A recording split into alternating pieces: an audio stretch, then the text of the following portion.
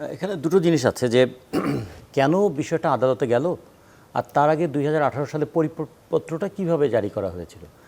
2018 সালের পরিপত্র জারির সময় মনে হলো একটা বিক্ষোভজনিত ঘোষণা হয়েছিল যে ঠিক আছে কোটা নিয়ে যখন এতই কথা বলছো কোটাই বাতিল করে দেবো।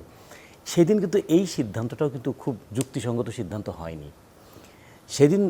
কারণ আমরা যদি আমাদের সংবিধানের কথা বলি কিংবা সংবিধানে যদি উল্লেখ নাও থাকে, একটা সমাজের কিছু সামাজিক দায়িত্ব থাকে, রাষ্ট্রের কিছু রিকগনিশন থাকে, কিছু রেসপন্সিবিলিটিস থাকে।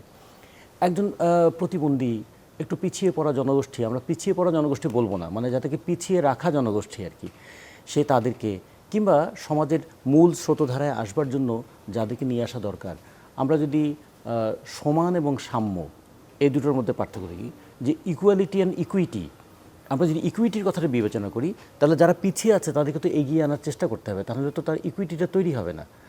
আনইকুয়াল কন্ডিশনে সবার জন্য সমান ব্যবস্থা করলে যেটা আনইকুয়ালিটিটাই প্রিভেল করে, মানে আমি দরিদ্র আছি আপনি ধনী আছেন, দুইজনকে 5 টাকা 5 টাকা করে দেওয়া হলো, তার মানে তো এই বৈষম্যটা তো প্রিভেল করানো হলো, মানে এটাকে স্থায়ী করে দেওয়া হলো।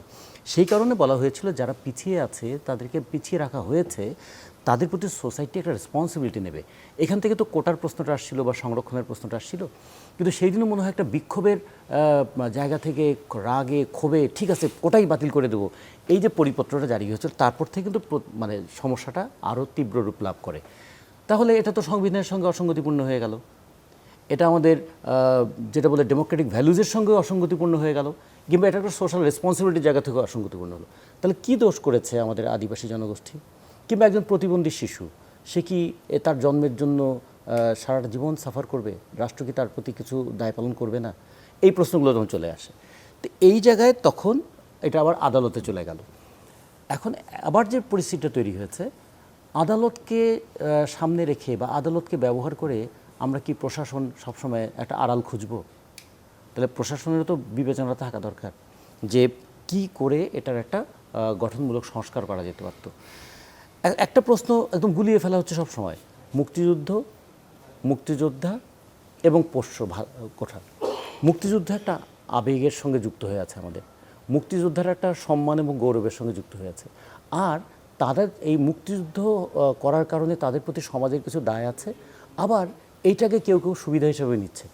এবং এটা দেখুন সোসাইটিতে এমন একটা বিষয় তৈরি হয়েছে, 2000-এর বেশি মুক্তিযোদ্ধা আছে যারা মুক্তিযুদ্ধের পরে জন্মগ্রহণ করেছেন, এরকম কথা যখন আসে, এমনকি এর মধ্যে সচিবদের নামও আছে, এবং কখনো কখনো কোনো কোনো 2-1 মন্ত্রীর নামও আমরা এরকম দেখতে পেয়েছি। এগুলো তখন কি হয়, মুক্তিযোদ্ধাদের ভাবমূর্তি কি বাড়ে?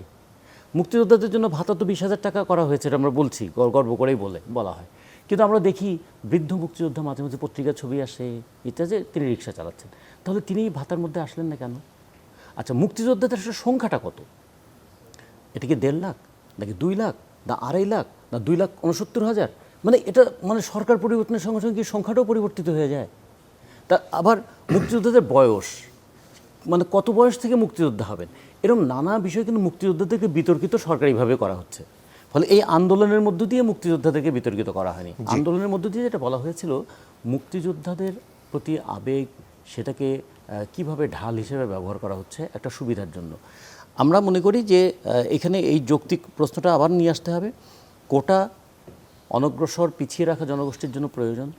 2, সমাজের যেমন মুক্তিযুদ্ধের সময় যে ছাত্র কিংবা যে জনগোষ্ঠী তারা মুক্তিযুদ্ধে অংশগ্রহণ করেছেন, আমরা তো একটা জিনিস দেখে ছোট্ট উদাহরণ হিসেবে বলি, মুক্তিযুদ্ধের সময় মেডিকেলে 5th ইয়ারে পড়তেন আমাদের একজন, এখন তিনি একজন প্রথিতযশা ডাক্তার, তিনি মুক্তিযুদ্ধে গেলেন, আর তারই বন্ধুরা আবার মুক্তিযুদ্ধের সময় পরীক্ষাও দিল।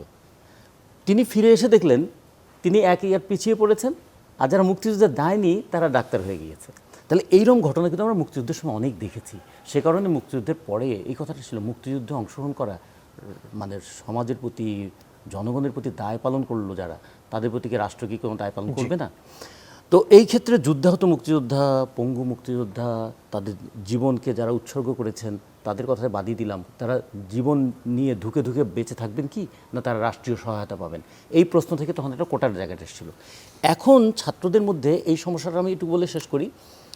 প্রথম সমস্যা কিন্তু বেকারত্ব, দ্বিতীয় সমস্যা হচ্ছে সরকারি পদে শূন্য পদে নিয়োগ হচ্ছে না, তৃতীয়ত নিয়োগের ক্ষেত্রে নানা ধরনের দুর্নীতি আছে।